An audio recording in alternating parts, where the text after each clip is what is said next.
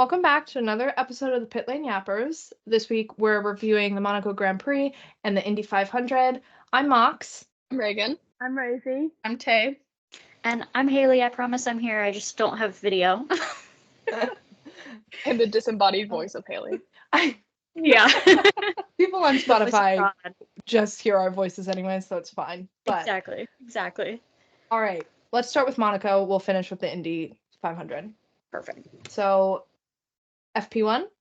Will I have to pose that because I'm already crying. Likely. Many Is FP1 the one that was red flagged because of the debris from Bottas's car? Yes. Oh. Yes, I think so. They all blend together. The FP1, 2, and 3 blend all together for me. I believe it was. But I think it was that one, which I watched and I still don't understand how it happened. It just fell off. It was Joe who got the flag, because his car, something came off his car and then Charles was behind him and ran over it. It was a Sauber. FP1 was Joe clipped the wall a little too hard, and that's how, the Monaco curse we thought was going to hit again. Because of course the one person to run over this was Charles, and then later on when we talk about FP2, that was when Bottas was involved in something. Oh, and that's when they're all the same people to me sometimes, especially Monaco. Oscar was doing well because that's when the graphics came out, and that's when Charles tweeted mixed feelings in the Leclerc family today. Mm-hmm. The past week has been one of the biggest weeks in 1681 Oh yeah, nation. FP1 was Hamilton P1, Oscar P2, George P3. Yeah, that's when I was like, okay, Mercedes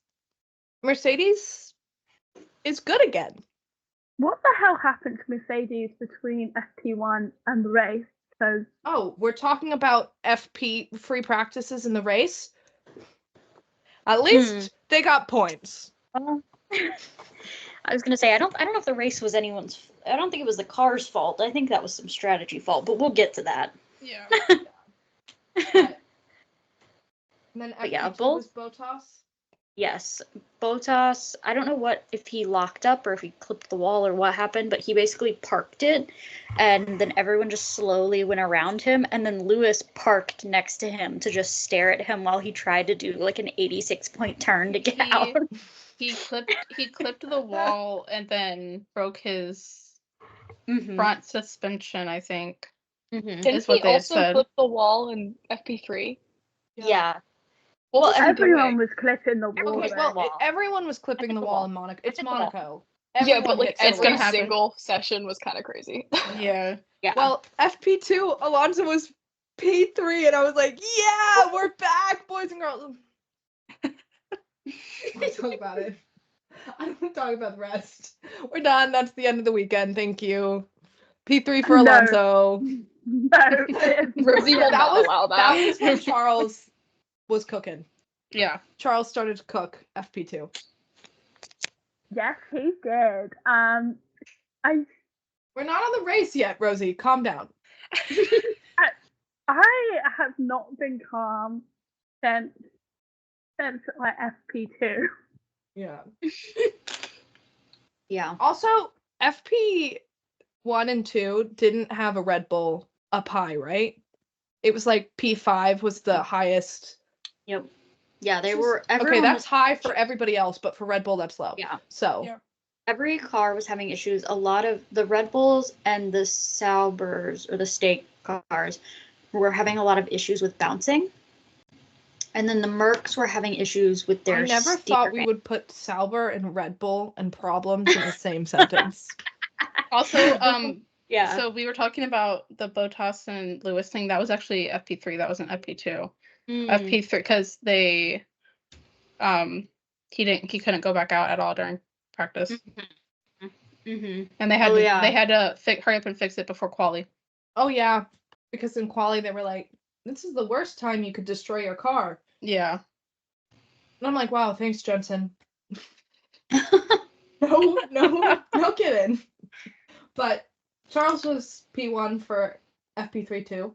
But then Max was P2, and I was like, oh, here we go again. But he was, like, Max was consistently down on Charles. He was down on Hulkenberg at one point. Oh. Like, Max was... Not Hulkenberg. I think they were just, like, a lot of bottoming. Max can go fuck themselves. Likely. And for respect to put it. Wally. Okay, so it was a shit show. Anyway, he won. Okay. Too much traffic. Mercedes was cooking. Okay, I need F1 to take a page out of F2's book and do quali the way that they do. I need them to. I don't know if anyone here other than Tay watched F2, but they split the grid in half, odd numbers and even numbers. They send them out in groups of 11. They're so. Your audio's really cutting out. We're getting robot Haley right now. Yeah. Anyway, Tay, you can explain. Okay. Everybody, just technical difficulties. Oh gosh. Wait. Haley has no Wi-Fi. Yeah. She's pushing through though. She's here. How F2 did their quali session, and I think F3 did it the same way too, is they split it into Group A and Group B, odds for and even numbers. So you were, no matter what, you were, even if all the cars were on track, it's like the same thing as putting in order. You're still gonna try your fastest. And then, so Group A went, and then as Group B was going, they would, set their times or whatever, and then they slot them into where, they were for where Group A was. Like how Top Gear does their fastest laps. If you watch Top Gear, but I watched Top Gear. Only the original with Clarkson, Hammond, and Maiden. I have watched the Sebastian Vettel Top Gear episode more times than I'd like to admit. What about the Jensen Button episode? I can't find the full episode anywhere.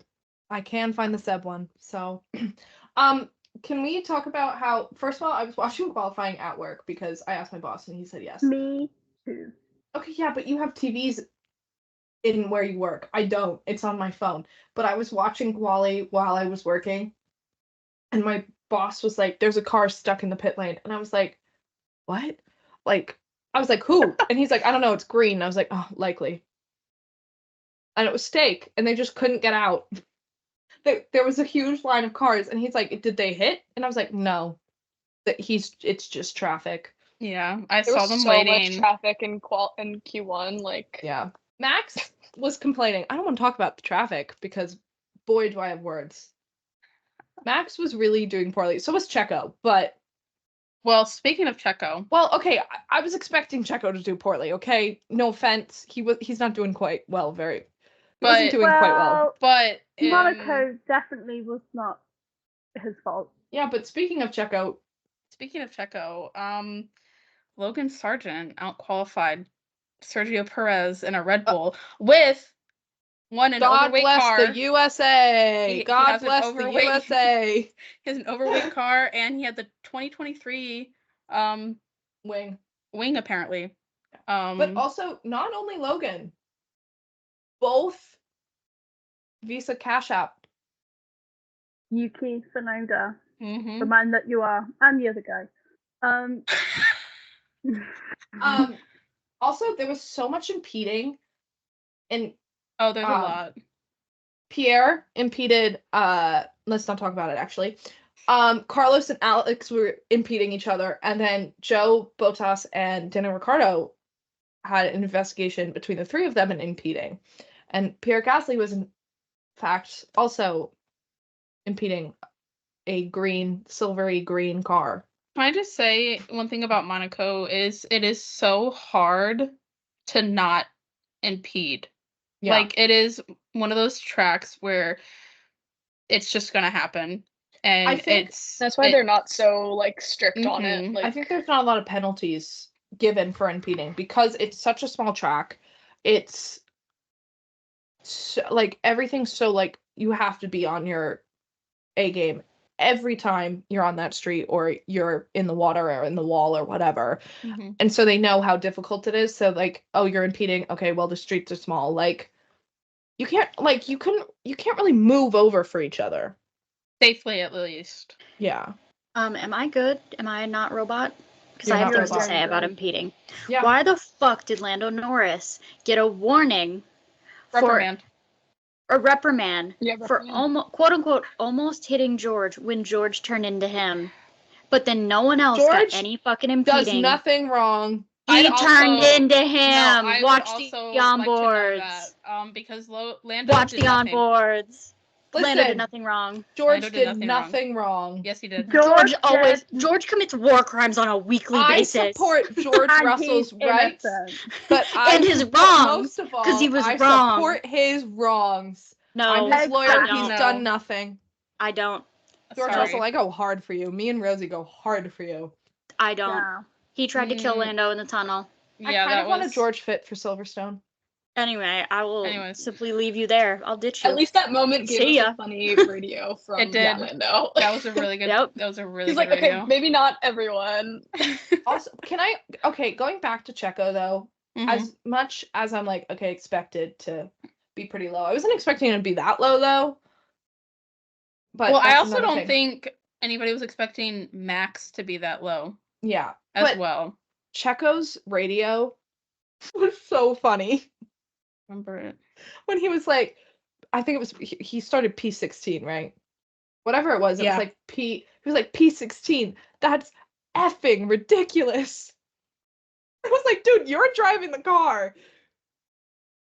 Oh, guys. But- Alpine got into Q3. Pierre Gasly. For what? Yeah, I like, have the words first for that time? man. Anyways, Q2, Nico hit the wall, likely. Once again, also impeding. Also, Everyone was impeding each other. if we're talking about Haas, they obviously, I don't know if you want to talk about this now, but they did get disqualified from Mhm. qualifying, so I had that Yep. in Q3.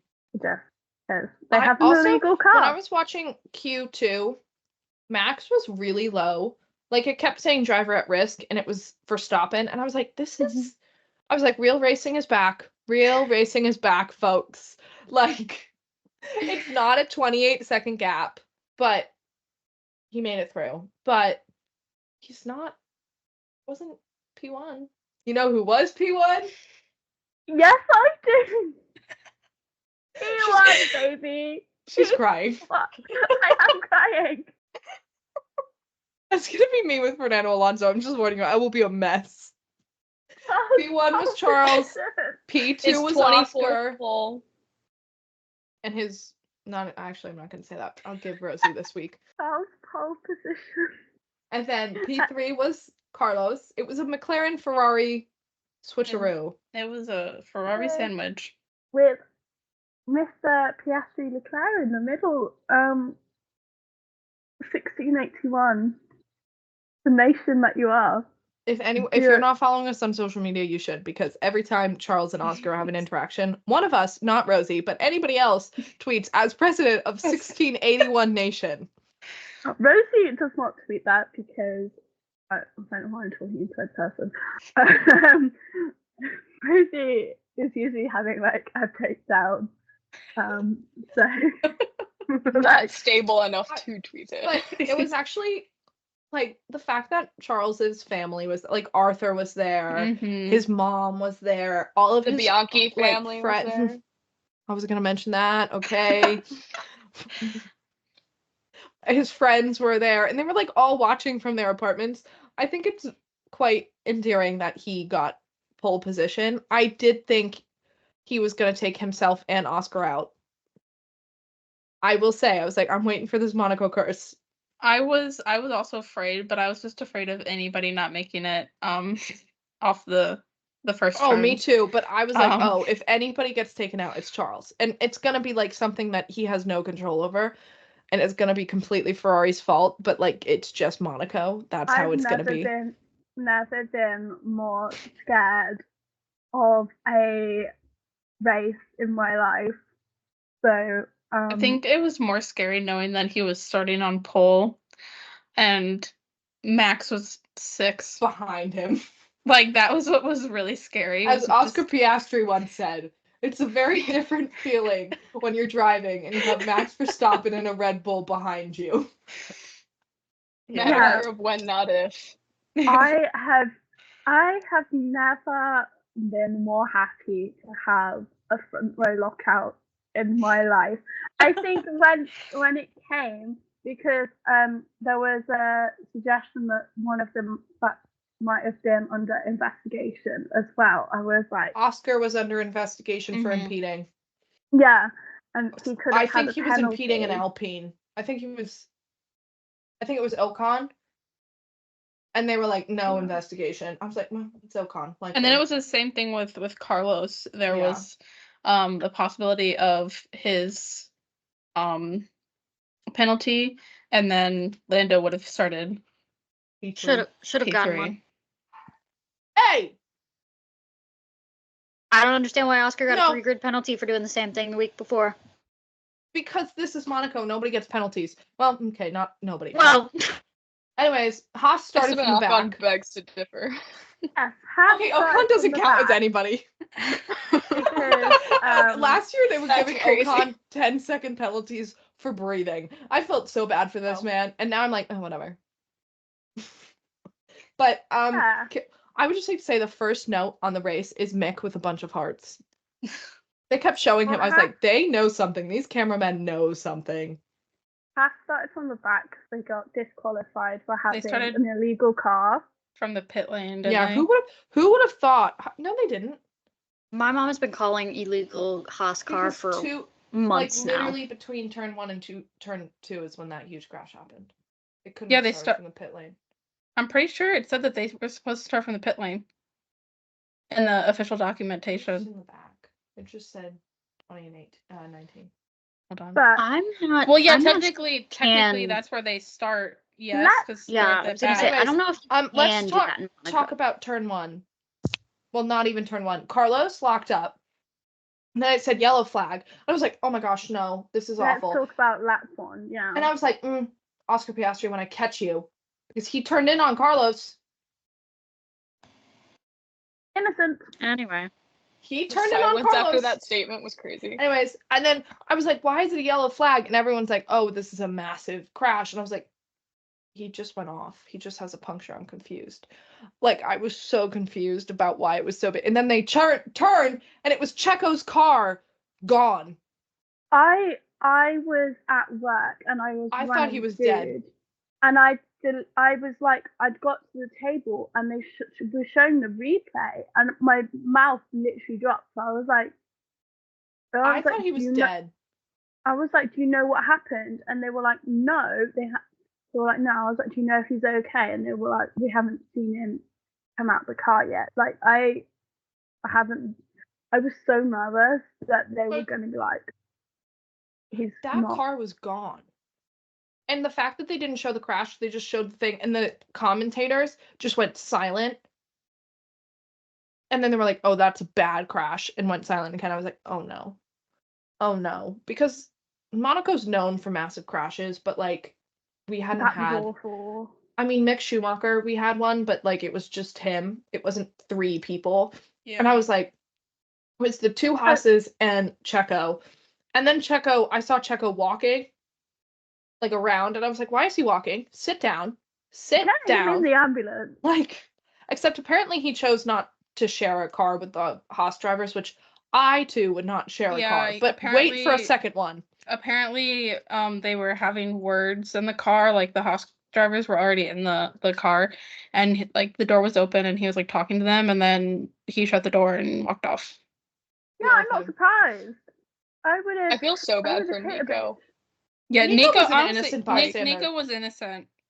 So was Checo, but like everyone's like, oh, the 2 Haas drivers. I'm like, Nico was minding his own business, and all of a sudden his teammate was on top of it. And then it was almost Joe too, and he was able to like stop in time. Like, which did you see the onboard of Joe?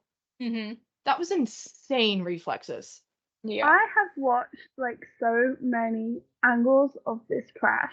And every single one, it looks like K-Mag doesn't slow down at all. Yeah, it he looks doesn't. Like He It doesn't clips- at all. He just Clips Perez's rear wheel. yeah. So that And he like just keeps spins going. Checo.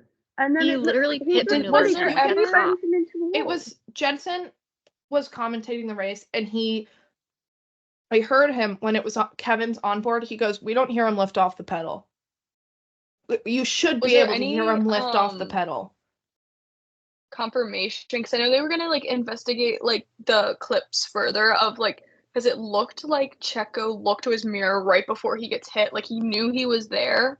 Did they Well, ever like confirm that? His onboard, he kept going like this, and he was looking, but he didn't like turn in or anything. He was just driving, and it was kind of like, you know, when you're driving a car and a guy's kind of going a little fast in the other lane, and you're like, okay, I'm gonna keep an eye on this guy. It's kind of like that where you're driving, he's like, okay, he's driving a little crazy, I'm gonna keep an eye on him, and all of a sudden, K-Mag, you see him on the steering wheel, and he kind of like corrects himself, and he just hits Checo. Which, like, that was the argument. Everyone was like, Kevin Magnussen was correcting something, like he was gonna hit the wall. I'm like, okay, let him hit the wall. If you're gonna hit a person or hit a wall, I'm sorry, you should hit a wall, because you can at least keep your hands off and just not hurt anybody else. Like, this really goes to show modern technology and how safe these cars actually are. Because Checo, there was no car. There was one wheel left, no front wing, the side pod was off, the floor was completely gone, and Checo the wheels walked. were underneath it. Like, Checo was walking. One wheel was completely off. It's a $3 million crash. Like, yeah. And everyone's like, get rid of Checo, get rid of Checo. And I'm like, okay, Checo was innocent in this time. He was innocent. Truly. He did nothing wrong. Can I just Also, say that it wouldn't have... don't. Go ahead, Haley. No, you go ahead. You're like, you only have limited time.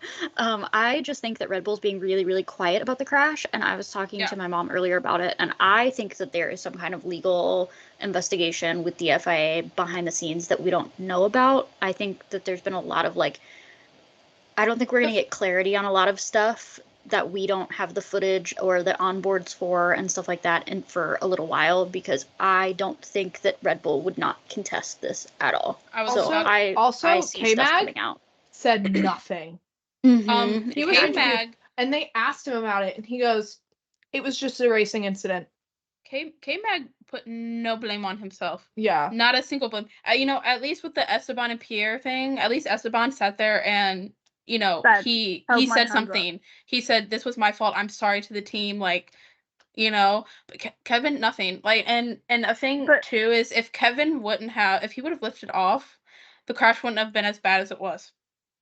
Like, if he didn't continue on, like, that was what really caused a big chunk of that. Also, I think it goes to show, like, I think it would show not that he was at fault, but I mean, he was at fault. But I think it would show a little bit more remorse if he was like, I completely understand that it was me hitting the wall and I'm correcting and I hit Checo. And I'm sorry for that. The fact he's like, no, Checo turned in on me. When Checo was straight up, just going straight. Also, legally, though, if Kevin does say that, he's fucked himself. So it's probably why he's... These interviews, you could totally go to court and say he has no remorse in almost killing this guy. Yeah. So, like... I also saw something that, I don't remember the official ruling they have. I don't forget how many days Red Bull has to appeal the decision of no penalty. They've already appealed it. I can 100% guarantee they've already appealed it. If Red Bull doesn't appeal it, then something is majorly wrong there, because that is 100% appeal worthy, and I don't get how that can be just a lap one incident. Like, that was too much for a lap one incident. That was so weird that, like, everyone was saying that was Checo's fault too. Like, every single person who was watching the onboards, and I was like, are we watching the same onboards? I would just like to say that I think it's like 30 days to appeal, but also I don't like Horner at the best of times, but the one thing he does do is fight for his drivers. Yeah. Like, they went right to Horner, and Horner, I've never seen him look so mad. he looked so mad. And then they showed Adrian Newey, and Adrian Newey was just like, Adrian Newey is Newey probably just- devastated. That he Red just went- Bull is he his went- child. that was my child, Yep. and now I have to fix him. It's also going to be interesting to see if Red Bull goes over budget. I think they might have to. I think they're going to have to. I think we should pray for the mechanics and the engineers who now have to build Perez's car. Yeah. I mean, thank God that we don't. It's not a double header because Yeah. that There's no car way. would. Yeah, he wouldn't be able to race. I don't see a single way that they could have gotten that fixed in time. So thank God it's not a double header. But I also, while we're on topic of the crash, I want to point out that a photographer did have to go get checked out after getting hit by something. I don't know. It was debris. It was from the debris. I barrier. just don't know exactly. It was I think it's a barrier bit debris. defense. Yeah, it was a Did bit you- of the metal fence. So Did it was you an see- Italian photographer, I think. Did you see the video? Yeah. Oh, that's what I was about to say. Like Did you from the see how stands, hard, one of the Oh my gosh. how hard Checo's Mhm. car hit the wall? It was actually awful. And Like- thankfully he's okay. He got checked out and everything was fine. But I just thought it just goes to show that literally anything can happen. And I props to the photographers and the marshals that stand there because it is dangerous. And Especially Monaco. Monaco's The so light- small. You don't have like they.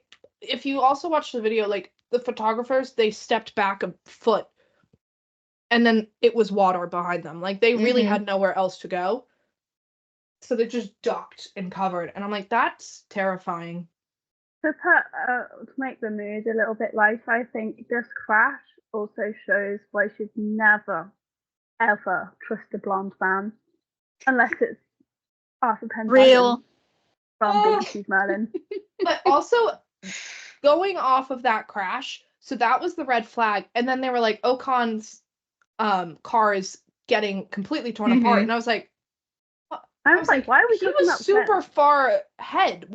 What happened? And they showed his Pierre and his onboard, and he literally just went right into Pierre, and I was like, dude, you didn't even try. there He were didn't like even try. 3 things happened At the same in time. lap 1 at the same time that like you said earlier, like that all of a sudden they were showing Carlos off the road and then it was yellow flag and then all of a sudden it was red flag and I said, oh, I was like, he didn't stop in the middle of the road, like he stopped on this, like he run a little runoff area. Also, Like Jensen it's was fine. like, Carlos is getting going again, and I was like, Yeah. why is this a red flag? So then I was like, okay, so why is and then immediate shot to check his car. Yeah, And I was like, then- oh. And then they were showing everybody going to the pit, and then they started talking about Esteban's car, and I was like, "What the heck are I you was talking so about?" confused. And then they showed his onboard, and then I was like, oh, I get And it. then he didn't go back out, which I actually didn't realize. I'm so sorry to any Alpine and Esteban fans because I did not realize he was out until we were on lap 4. No, I think they said, I don't remember who it was, but I think it was Ted. It was like they're working to get his car back on the track. Like they're very positive that it's going to get back on the track. And then Mhm. nothing came out of it. So I was like, okay, it's back on track. And I was like, oh, it only says Pierre's on the track. Like Ocon's faded out. And I was like, oh, they didn't complete it. Which If we are moving past lap 1, before we talk about what I would like to talk about most, We're not Uh, done with Ocon. no, I think we should talk about George. Yeah. But I want to talk Um, about Ocon first. Because Well, Ocon, should we talk about Can we also talk about the reset and the where they put restart? everyone? 'Cause Yeah, I was that- gonna say I'm that. upset about that Don't- because of the inconsistency, not because of Carlos going back to third. I am fine with that. Joe did not pass. He did not complete the first turn. I agree with that completely. But Stroll and Daniel should have gone back to their original spots because they can't have some drivers swapping spots and keeping them and some not. okay, I Really. think the FIA was on something this weekend. I don't think that they were. I get that he wasn't passed, so it should have been to the original.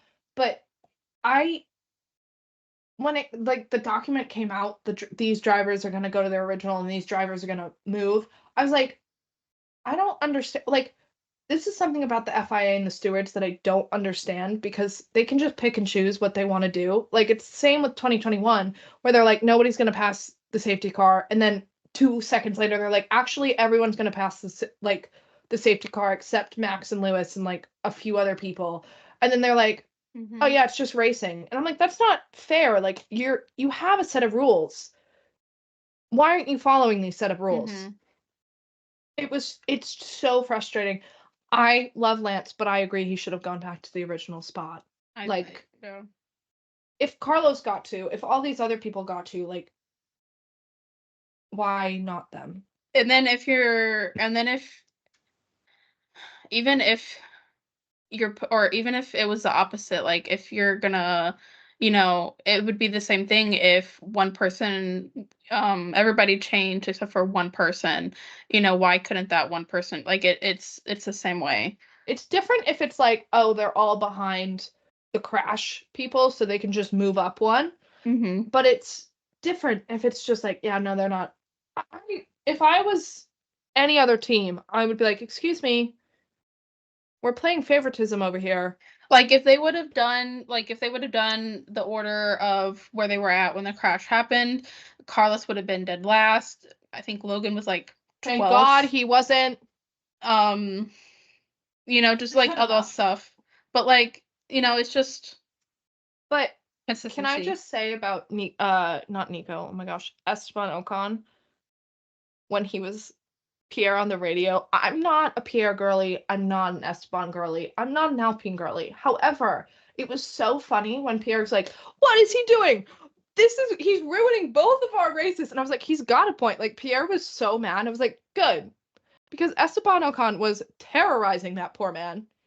And then Ocon, I mean, at least Ocon said, like, yeah, that was on me. Pierre was completely innocent. However, I do think Alpine was like, hey, you got to say something or you're done. Yeah.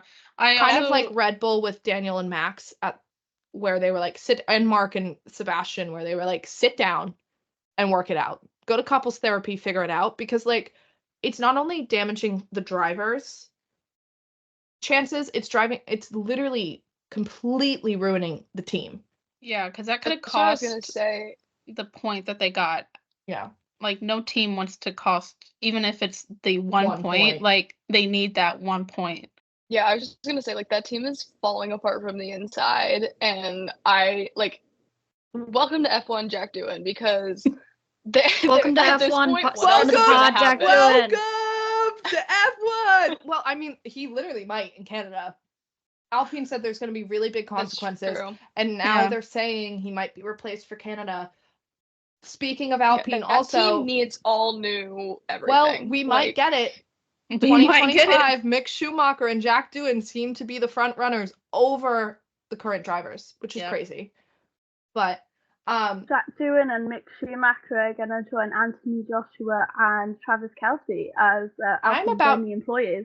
I'm about to be an Alpine girly. Never thought that was coming out, but we're gonna be Alpine girlies. But then, okay, first of all, the red flag was so long. I was like, Lord, this is probably because the marshals took a picture in front of the crash before cleaning it up. That's probably why it took so long. I cannot believe that. That is actually like so. That's just so. They were like, "Oh, we got to do our job. Hold on, let's post stuff in front of it." You want to document that you were the marshals cleaning it up. However, really, like all I remember during red flag could have died. Yeah. Red flag. I took a nap. I looked up at the screen at one point and they were hammering the barrier, and that's all I remember. They also showed a lot of Jack Doohan, which I was like, they know something, and they also showed a bunch of Mick, which I also was like, they also showed Liam. They also showed Liam talking to guys. My text is Liam. But there was a lot of drivers that don't have a seat that were shown. But wait, also Haas, we're talking about it. Welcome to F1, Oliver Behrman.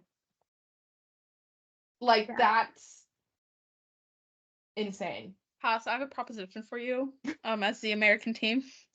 I'm gonna be Lex for a second. Logan Sargent, American. Haas, American. Boom. There you go. I don't want him in Haas.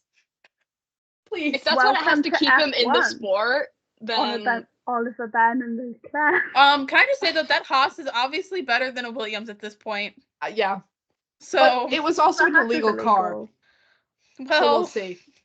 Look at that. But after the red flag happened again, the restart. the race started again. Thank God. And it was everybody lap 4, right? It started on lap 3 or 4 because they were like they don't have enough fuel, which I don't understand why they can't refuel during a red flag. But that's just me. I think that kind of brings a point I wanted to talk about too. Was because I saw a lot of discourse about it, is changing tires during a red flag. I think that's fine. I think it's fine. I mean, because there's just a lot of discourse on how it could ruin a race because they don't have a thing. I don't think is it required? No, because so I don't think it should. I think it's fine that you don't have to change. If you're like, I'm on lap 1, I'm fine. I think the reason why it comes about though is, for example, it's no pit stops. Exactly. So like Logan, he didn't change they didn't change his tires, but they changed Alex's tires. And then, Logan ended up having to have a pit stop, and then some of the I think that's such a stupid strategy. I think that's what comes about it, is that people were like, because of the red flag, because everybody decided to change their strategies and only do no pit stops, just get this tire on, it ruined the race and made the race extremely boring. And I think that's what the discourse is. I've seen a lot of it happen. I think they should have required a pit stop to change, or because like having no pit stops really doesn't allow the grid to be shaken up, whereas like if Charles had to pit, it would have completely changed the race for Oscar and McLaren. You know what I mean? But I don't think it's they can't change tires. I think they just, at least Monaco, they need to require a pit stop. I think if you can change tires during a safety car, then you should be able to change tires during a red flag. Yeah. Because they obviously both hold, depending on how the team play out their strategy, it can either hand an advantage or a disadvantage to the team. So I think you can either have one or the other. I think if it was any other race, there would have been a pit stop anyways. But I think if there's no pit stops, there would have been overtaking. But because Monaco's so tight and there's really one place you can overtake, it wasn't, literally everybody basically stayed where they were. And it was boring. At least 1 through 10 did. Yeah. It was the first time in F1 history that the first 10 stayed in the same spot from qualifying to finish the race. Something that I noticed before the commentators even said it and the radio even came on, I was like, wow, George is falling behind quite a lot. And I was like, everybody else is on the same tires. Like, I don't understand why he's falling behind. And then I was like, maybe it's a thing, so he's trying to save his tires so he could maybe the front 4, if they have to pit, like they're going super hard. And George is like, all right, this is me winning Monaco. Like, this is my strategy. And then they came on and like McLaren was like, we think George is doing a window, so he won't have to ruin his tires. And like, I will say, I don't care sorry, Haley, I don't care if you don't like George Russell. He was probably one of the best drivers on that grid that George Russell, the man that you are, those medium tires. They weren't hard. They were medium tires. Well over 70 laps. And he was holding he was holding Max up for dear life. Yeah. He had Max behind him. He was defending for his life. And he was on medium tires that were not meant to go to the end. And Mercedes went, go for it. Like, while trying to keep, I could kiss you. Like, he kept that, gap exactly where he had to, where he wouldn't give him a pit stop advantage, but far enough away where he wouldn't be in the dirty air, and he's saving his tires, all while keeping Max behind him. If we're talking about creating smart gaps and stuff, no. No. Okay. No. It was okay. Listen, it was I know. good. Listen. It was good at first. If anyone else was his teammate, I would agree. Okay, guys, when I I saw won't. plus, I'm not gonna get her when started, I so I'm just saw gonna plus stop. 18, I wanted to die. She's going anyways. I wanted Plus to die. 18, girl. I had plus a minute and a half. No. Listen, We were Yuki, down 2 laps. Yuki, I would expect because he was literally pitting. I get it. However, Fernando Alonso didn't pit, and he was down 19 seconds. I was like, what is happening? What? Yuki I was didn't like, he pit, did gave he? up. Yeah, he did. But after, long story, he was slow because he was behind. Anyways, he did pit trying to get up, getting on faster I tires. missed But it. yeah, and it made him even slower, which was horrible. But yeah, and then Fernando, they were like, you're in the time gap for Lance to have this pit. And they boxed Lance, and I was like, please work, because you just made a 2-time world champion hold up 4 tractors behind him that were already slow enough so his teammate, who couldn't keep up in the first place, could pit safely. But also, And then because there was not only was Lance speeding into the pit lane and was fined, he lost his frickin' tire.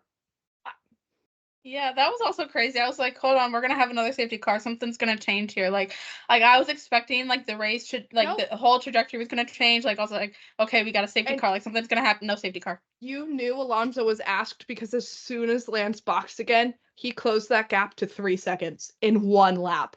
But that what man, I will say that went well with the whole creating the gap was then that was what forced the cars to be lapped, which bunched everybody back up together. So it did something. It's okay, Mox. Speaking of this guys, it actually hurts. I feel a pain in my chest because they made this man who was so excited and he was like, Monaco's good, like we're going to have a good weekend. Hold up Alpine and V-Carb. Okay, because his teammate. Also, realistically, what would he have done if he didn't hold them back? Like he was like, hey, he won Monaco not from pole before. He could win it again. No offense, but nobody else he but was Charles in, was winning 11th. This race. Unless also, wait, okay, we're talking about Charles. Why he was so slow, and I know he was saving his tires because George was slow, but I was like, this is the slowest race of my life. But it's because George to hold back McLaren I know George was making everybody well, go I said slower. I know it's George, but it was so funny because he was like, Charles's radio going, can I like go faster? And like, no. He was like, oh. I'm saying that's rude. Made me laugh so hard. I was like, oh, he's like, do you want to know? And he's like, no, we already know. Wow, He's like, he's okay, so much better. He's so much better than Xavi or Before Javi or whatever the heck his name was. Before we get to the end, because I know the minute we get to the end, Rosie's never shutting up, unfortunately. Unfortunately. Real. This is my race. I want to talk, if we're talking pits, and strategies and whatnot, I gotta talk about Logan's. Because this man got on the radio and said,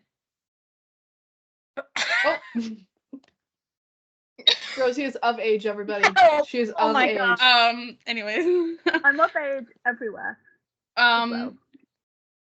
This man, I think it was like 5 laps before they actually pit him, said that his tires were gone and he could do nothing more. Yeah. And they refused to pit him. They just said, continue on, do what you can do. Well, I think okay. Listen. I understand it's painful, and I was like, what are they doing? However, I think Williams was like, let's see if we're getting a safety car. Because that was right around the time that they put him at kind of 70. They kind of, yeah, but that's kind of the bunch up. Everything was bunched again. So like maybe we'll get a late safety car. He was 2 laps down. Okay, well. As president of 1681 Nation, I've been manifesting this podium. I'm convinced happened surely from me saying this every single week. Yeah. It Did I cry? Yes. Have I stopped crying? No. No.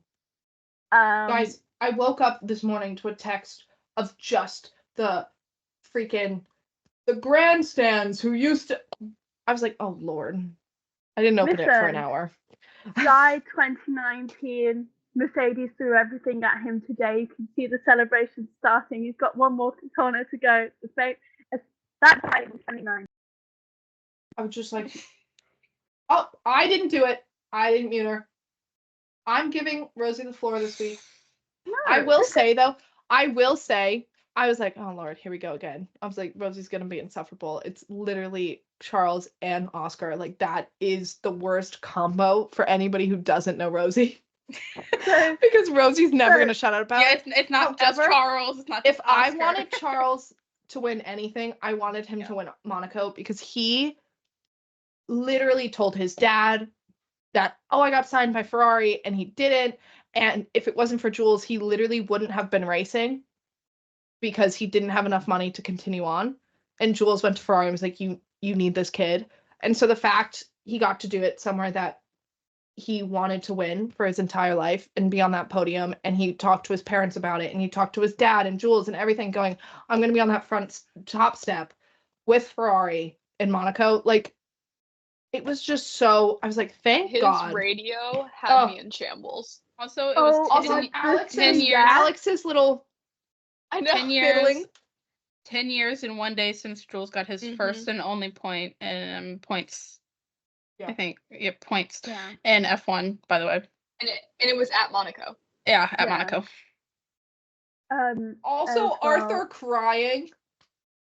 I think we were all crying. We were all crying. Like, I didn't cry. Well, okay. Him screaming yes down the radio has infinitely healed me from the radio where he screams no. No. That absolutely, I cannot listen to the radio because it physically pains me to do so. But him also, Crofty's commentating was no, that wasn't Crofty. Shit. No, Alex Jakes had the good commentary. Yeah, Alex Jakes had the good one, but Crofty's commentary was shit. Oh, the Italian commentary went off. No idea what they said, but the Italian commentary. I was like, I imagine the scenes in Maranello. Well, did I send you the video? Every single person took to the streets with Ferrari flags. They were waving it. They were in the cars. They were singing the national anthem. I'm like, I kind of want to be there just for that. Like, I know Charles is not from Italy, but they might as well have played.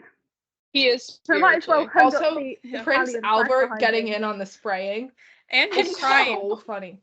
Yeah, and also everyone's like, this is the first time a royal broke protocol, and I was like, Sebastian Vettel literally doused the princess. Like, literally went up to her and went, boom.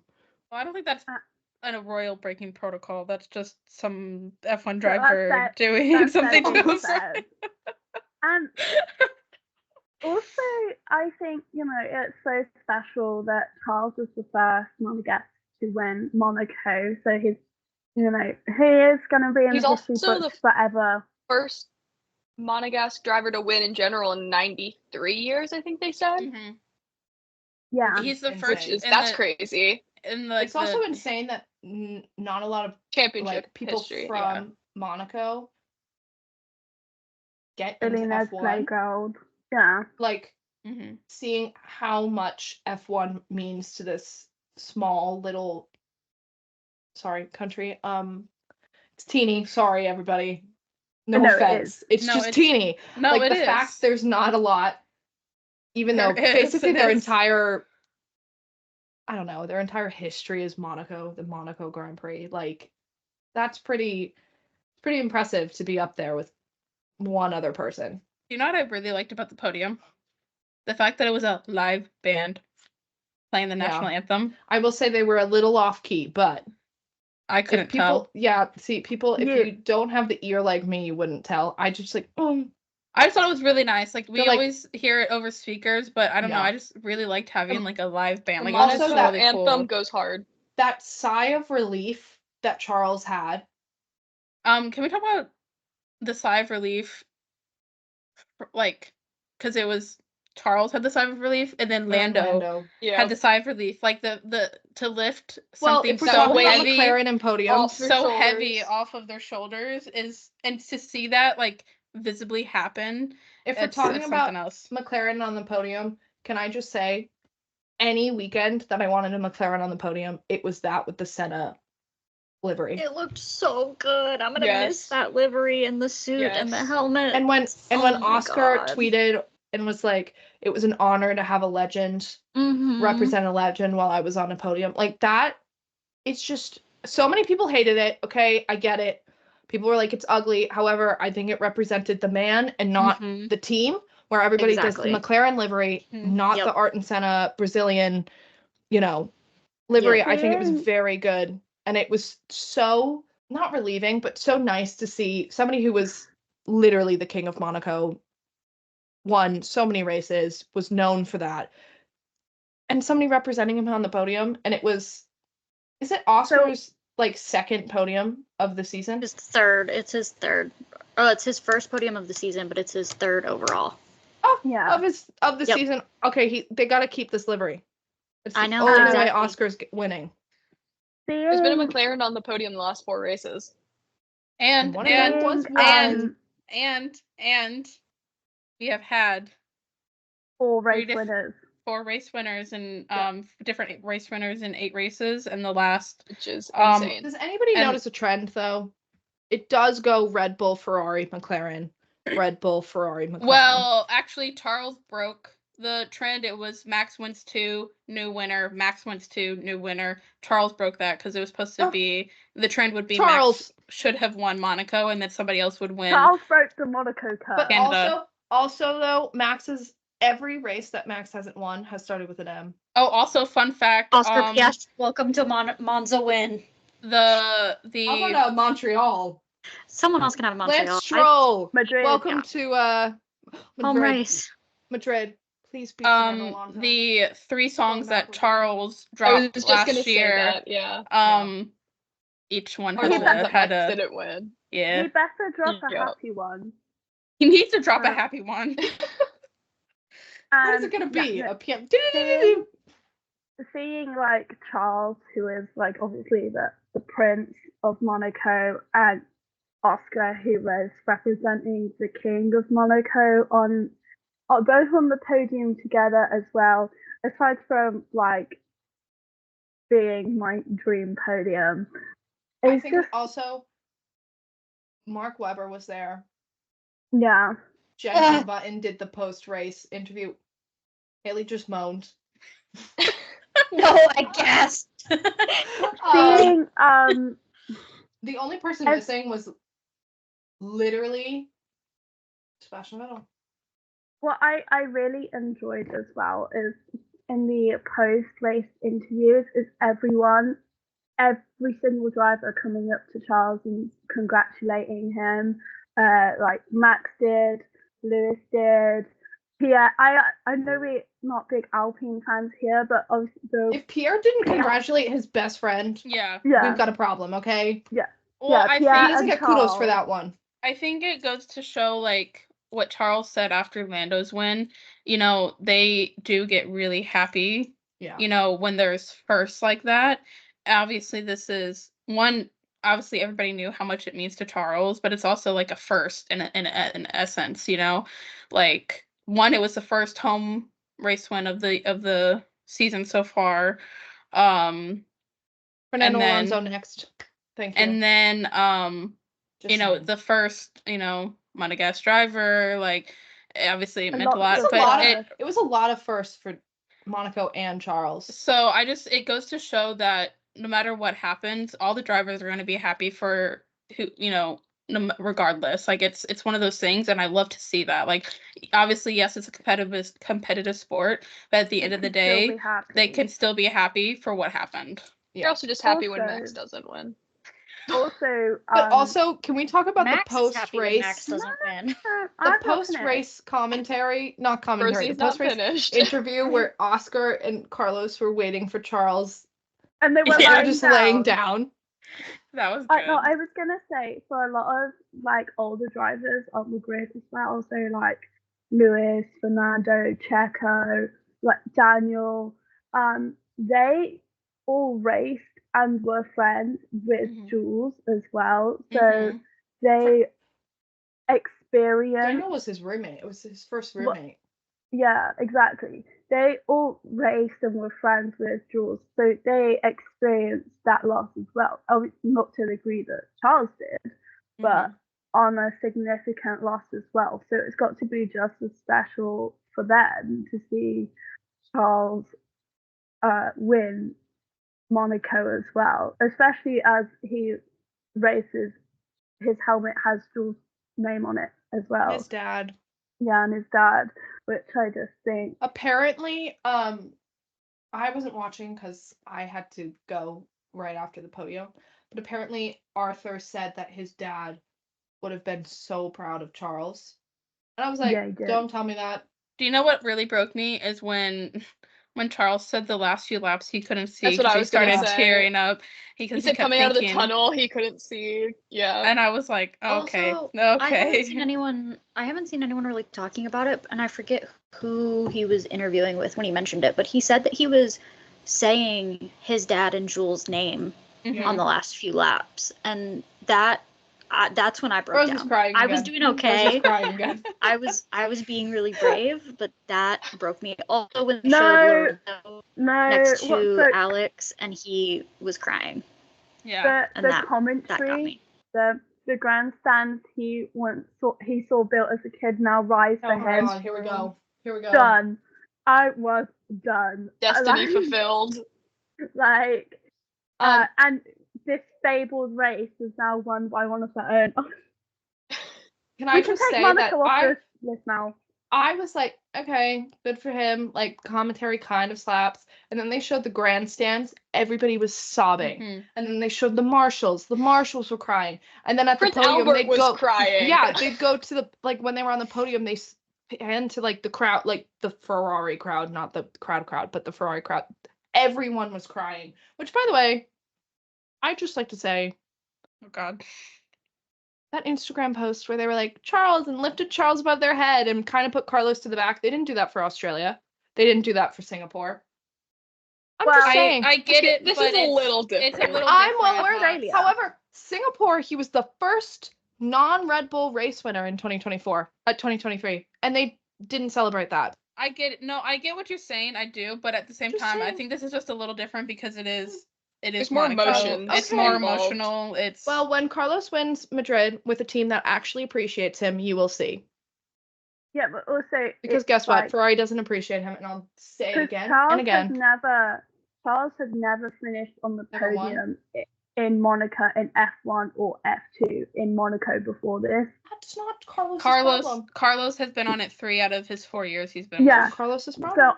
So I'm saying that's why it's more emotional because the first time he finished on the podium in Monaco is on the top step. The last time Charles won was 2022. Not anymore.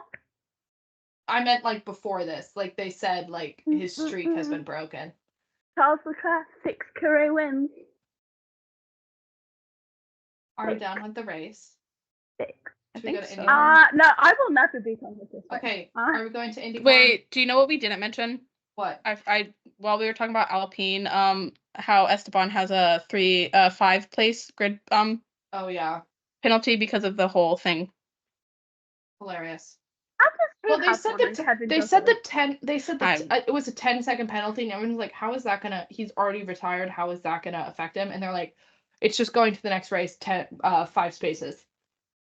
They could have, I mean, I don't know what was actually wrong with his car, but they could have done what damaged. What Red Bull did with Checo last year. They couldn't physically get the car fixed. They couldn't physically get him safely in a car with the car would have stopped. It would have been an unsafe. They totally would have if they could have, but they actually physically could not get the car out. Yeah. literally they took off the floor, the front wing, all 4 wheels, and took off like the whole seat, took out the entire seat. Yeah, spacing. I don't know Right. if anyone was watching F1 TV, but when they cut to the Alpine garage I was right like, after, and because they obviously always have Will Buxton down at the pit lane, for like red flags and stuff, and he was so confused. He was like, "Wait, why are they tearing this up? Hold on, wait, I have to go figure this out." And then they never cut back to the garage again. It was so funny because they had Esteban Ocon sitting, and he was going against like the counter, and he was going like this, and it looked like he didn't know what he did. I was like, dude, you literally just turned in on your teammate. Why do you look confused? You literally Welcome flew. back, Mercedes. Mercedes, if they flop. Actually, I don't know. I don't know if they could because they've never been friends. Welcome back, No, they used to be friends back in way back. They were days. close friends. Well, welcome back, Les Mis. Also, I would just like to French say, crime. Oscar Piastri trophy selfie has returned to me. Also, he's been a complete whore this week. Anyways, IndyCar. Indy 500 happened. Are we sure? Can we just try again next week? Can we the just do a emotions are still too fresh. Yeah. IndyCar, guys, This was Max's was at a first family IndyCar party. race. I was at a family party, and then I came upstairs, and I was like, oh, I really want to watch something. And Tay and Haley, I think Reagan was like, my stream's broken at the time. Yeah, So, Reagan was like, I know, know, so they were just feeding me. Yeah. Like, and so I was Tay so and just Haley, like, Pato! like, Callum! Callum, blah, blah. And I was like, what is going on? and then at one point it was just like, Pato, Rossi. And I was like, what's going on? I was like, should I tune in for the last 10 laps? And they were like, yes. And I was like, okay, tuned in. Sorry. I got a bunch of It's going to be a good 10 laps. Yeah. I took my Rosie. I got like for the Rosie. last 10 laps. It was like, Rosie, Yeah. I don't understand IndyCar at all. Yeah, I was like, Rosie, I don't understand it. I was like, I don't understand what they mean by going, he's leading, but he's not the leader. Sir, he's leading. Just because he has to pit doesn't mean he's not the leader right now. It's like when they say, like, they're in net whatever position in F1, like, because the people still have to pit, so they'll eventually get up there. But just say he's leading the race for now, but he still has to pit. Well, because it's just different. It's like it's because they talk like everybody doesn't know what they're. Boy, these men are mansplaining things that I don't understand. Because they're leading, but they're not leading to win. They're just They're a leader. They're in the front of the line, but they're not gonna stay there. Okay, they can say but like how it says new race leader when Max pits and it says Lando Norris. We all know Lando Norris is not going to keep that new race leading because Max Verstappen's right behind him. Listen, see, why'd you have to bring Lando into this? Literally, leading is in the present tense, which suggests how it currently is. Yeah.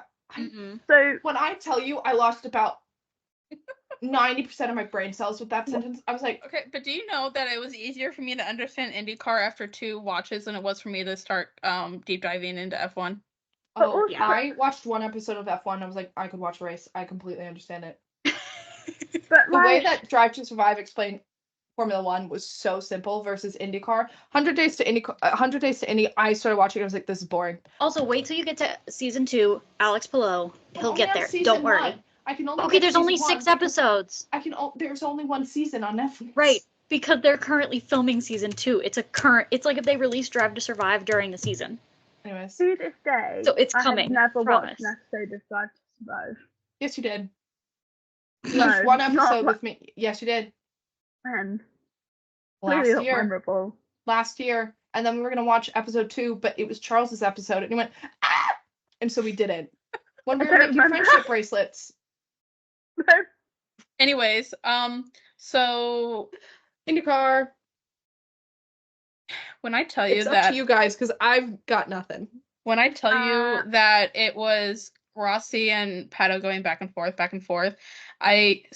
literally it got to 5 laps to go, and then it was Joseph and Pato, and I was literally standing in front of my. I know. I was standing in front of my TV. I could not sit down, and I was shaking. I was like this, and I literally had I had on my phone, I was ready to hit FaceTime. To Mhm. I FaceTime all literally of you. set up my phone to record me and my family watching its reaction because I was so sure we were about to see Pato O'Ward win the Indy 500. Yes, Mox. Okay, I have a question. Sure. Because this was another thing they said, and I was Mhm. like, what? They go, they're teammates, but they don't work for the team. So What is that okay. supposed to mean? Was that about it was what about team was Pato that and about? I Rossi. don't know. I don't know who they were talking Because about. Because okay, I was so distracted by the fact they're saying they're teammates, Right. but they don't work for the team. I think I'm like, they who were- do they work for? God? I think the thing they about were Indy 500 is that there are single runners. There are people who come in. So McLaren rode 3 or 4 cars. 3 of them are their normal cars, but one of them didn't have a normal driver because they fired David Mogulis. So Callum Ilott took over. So he was driving. He's not their regular driver. It's like if you have a reserve in. And then they added a fourth. Yep, they added a 4th car. You're allowed to race. People are allowed to race Indy and just do the 500. They don't have. That's what Fernando Alonso did. He didn't do a full IndyCar season. He never did. He only just raced explain the it to her like that. Use his name and she'll understand. I got you. Say Fernando Alonso, Sebastian Vettel, Jenson Button, Martin. Do the old grid, but in IndyCar, I'll get it. Okay, got you. But I don't understand the teammate situation.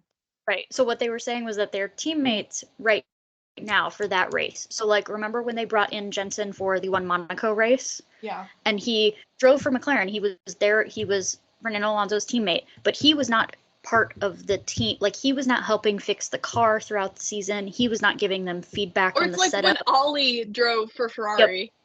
Yep. He's not a Ferrari driver, but he was driving for Ferrari. So they were current teammates. They were racing. Not teammates then. They are in the current. The 500 is seen as like its own thing. Oh, this is so confusing. So for that, they were teammates for the day. I would just like everybody to know I am trying to understand. Yes, it's just the way they were talking. I don't understand it. No, the Brits I understand because the Brits are blunt and they just say what they mean. Hence the reason everyone's like, I don't understand why Will Buxton is saying when the track is wet, it's raining. Like, duh, I get it, but that's just the Brit in him. Yeah. But I feel bad that, I mean, it was a great race just as the pinnacle of motorsport, you know, a great race for you to watch to start with, but I understand being a new fan and not understanding how the sport works. Mm-hmm. The Indy 500 is kind of the worst one to start with because too much happens and it's too long. Whereas if you watch wild cards, they do explain things very, very well at a normal race because they have the time to. So I definitely think you should watch, if not the next one, just a random one. Aren't all the races on a Saturday? No. I don't know if it was Formula E, F2, F3, whatever it was. There was something I was trying to watch. It was like, well, okay, every race is on a Saturday. Mm-hmm. I can't watch that. I work on Saturdays. I think it was FE, but probably Formula E. Last week's IndyCar race was on a Saturday because it was also at the same motor speedway that they do the Indy 500 at, so they needed a full week between the last race and the Indy 500 to get the track ready for the 500. So they run the race right before the 500 a day early. So that one was on a Saturday, but they are always on Sundays other than that. Yeah. So usually they schedule them in a way that if it's not on a weekend that there's no F1, that you can watch both. They're pretty, they understand. They're usually like later afternoon. Yeah. I don't think there's ever a morning race. That's annoying. I feel like I need to go watch IndyCar somewhere with a lot of vibes around me, like people who really enjoy it. Mm-hmm. And then I would get into it. Yeah. But I live in the middle of nowhere and there's no one like that, so. Well, we can always jump on and we can watch one together. It doesn't make sense to me. Also, why are there 3 people? There's not always 3 people. Why can't we have 2 teammates each? Most of them do. Okay. Go to IndyCar.com and they have an IndyCar 101 section, and it is actually very helpful. I've read it. Like, it breaks down the car. Well, I'm gonna watch a YouTube video, IndyCar 101. Okay, cool. Yep, that's a good one. But yeah, I didn't think that we were going to get that race at all, with it being 4.5 hours delayed, because of the rain. I don't understand why it's called the IndyCar if there's not 500 laps or there's not 500 laps. So they do 200 laps because it's a 2.5 mile oval, so it equals 500 miles. So yeah, it is 500 miles. It's just yeah. Hopefully they make it to all 500 miles, unless you're Swedish, your name is Marcus, you're driving a car with a Honda engine. Oh, apparently you were not reaching that 200 if you were in a Honda. Can we not? It's every single Honda engine cut out. Mm-hmm. Guess who's getting a Honda engine in 2026? And then James Hinchcliffe goes, "Hey, aren't our overhead, like the flying like drones and stuff, aren't those powered? Yeah. Purchased by Honda?" And they went, "Oh." And watch out. Like, yeah, I don't know if you guys were listening to any of the pre-race, like when they were just trying to fill time commentary, but James Hinchcliffe, I love him. I'm sure you guys have seen that man. No, he's really good. I think he is great. He was just casually, they were replaying some old race clips, things like that. They were talking about Nolan Siegel's crash when he was trying to make it into qualifying this year. And James Hinchcliffe decides to casually remind everyone about the time he was impaled by his own car. So casually, and then goes, "Anyway, what do you guys want to talk about?" So casually in the way that only Hinch can do.